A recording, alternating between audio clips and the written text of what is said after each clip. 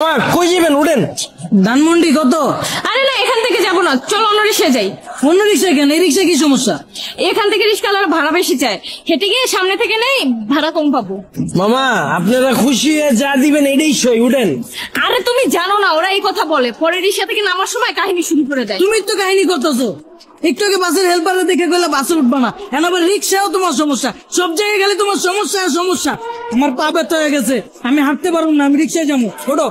হ্যাঁ মামা, আমি ওইটাই কইতাছি, এই জায়গায় অন্য কোনো রিক্সা পাইবেন না। উঠেন। ওঠো ওঠো, চলো মামা।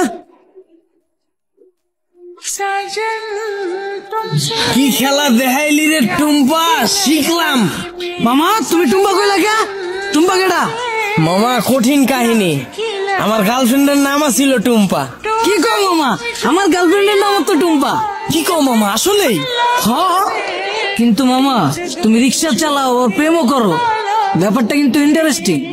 না মামা, প্রেম করি না তো, করতাম। আর রিক্সা চালায় তো প্রেম করি নাই মামা, ওর লাগে প্রেম করছি দেখে আজকে আমার রিক্সা চালাইতে হইতাছে, আর নাহলে তো মামা আজকে আপনার জায়গায় থাকতাম।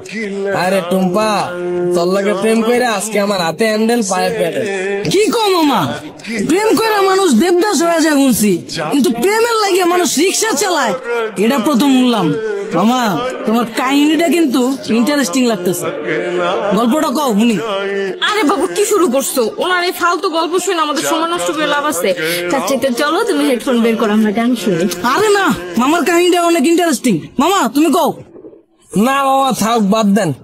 মামি উনতে চাইতেছে না, পরে দেখা গেল আমার কাহিনী হইনা চিত্তা যাইব। আরে মামা তুমি তোমার গার্লফ্রেন্ডের কাহিনী কইবা, এটা তো হয় চেতবকে। কও মামা শুনি।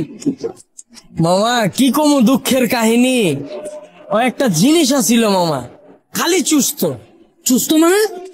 পুরা কাহিনী কই মামা, শুনেন তাইলে সেনা বুঝবেন। ওর মায়ায় বইরা মামা একটা চাকরি করতাম, ওই চাকরিটাও গেছে গা। পরে আর কি করার, বন্ধু বান্ধবের টাকা ধার দেয়, ওর লগে দেখা করতাম। মাসের ভিতরে 15 দিনে দেখা করতাম মামা, 15,000 চুইসা লাইতে। কেমনে মামা? মামা হয়তো মাইয়া ছিল না মামা, হয়তো পিশাচা ছিল, রক্তের মতো টাকা খালি চুইসা খায়া ফেলাইতো। তাও মামা মনের বুঝ দিতে পারতাম, যদি মামা দইরা রাখতে পারতাম। মামা গার্লফ্রেন্ড গেছে কে কেমনে?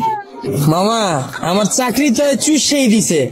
এরপরে মামা বন্ধু বান্ধবের দেশে টাকা ধার করছিলাম, ওর টাকা তো আর শোধ করতে পারি নাই। পরে আর নতুন করে ধার দেয় নেই, এর লেগে 10 দিন ধরে ওর লেগে দেখা করতে পারি নাই। পরে ভাই অন্য জায়গায় যায় ভাই চোষা শুরু করে দিছে। পরে পরে আর কি মামা, 1 বছরে 10 লাখ টাকা চুষা দিছে। পরে এই 10 লাখ টাকা শোধ করার লেগে মামা এই যে রিক্সা চালাই না শুরু করলাম। চাকরি করে তো মামা এই টাকা শোধ করা সম্ভব না। মামা তোমার কপালটা আসলে খারাপ আছিল, কিন্তু মামা আমার কপাল কিন্তু চান কপাল। আমার গার্লফ্রেন্ড আমার অনেক ভালোবাসে, আর মামা আমিও কিন্তু আমার বন্ধুদের থেকে টাকা ধার লয়া ওরা লয়া ঘুরি। কিন্তু মামা ভালোবাসার কাছে টাকা পয়সা আসলে তুচ্ছ জিনিস। কি কও জান? মামা আপনার লেগে দোয়া করি মামা, খালি জীবনে একটাই আফসোস, যারে আম খাওয়া শিখাইলাম এখন আর আম খায় না মামা, আপেল খুঁজে। আর 2 দিন পর পর নতুন বয়ফ্রেন্ড লয়ে আমার রিক্সায় উঠে। কি কও মামা? তোমার গার্লফ্রেন্ড তোমার চুষা তোমার রিক্সায় উঠে আমার বয়ফ্রেন্ড লয়া? মামা আমি যদি তোমার জায়গায় হইতাম তাইলে 2 গালে ঠাড়া বইরা দিতাম। কি কো মামা, আসলেই?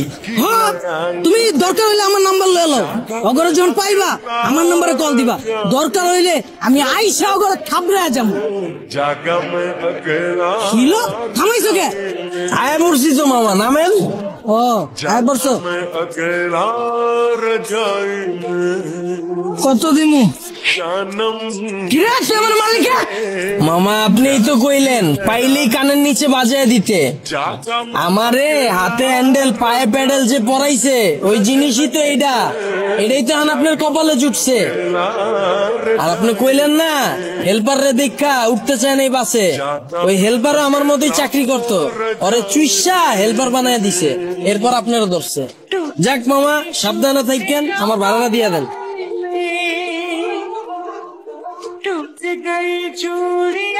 আর মামা চুষা শেষ হইলে যদি রিক্সা লাগে আমার জানায়েন মামা, রিক্সা আমার পরিচিত আছে এলাকায়। কি খেলা দেখাইলি রে টুম্পা, শিখলাম।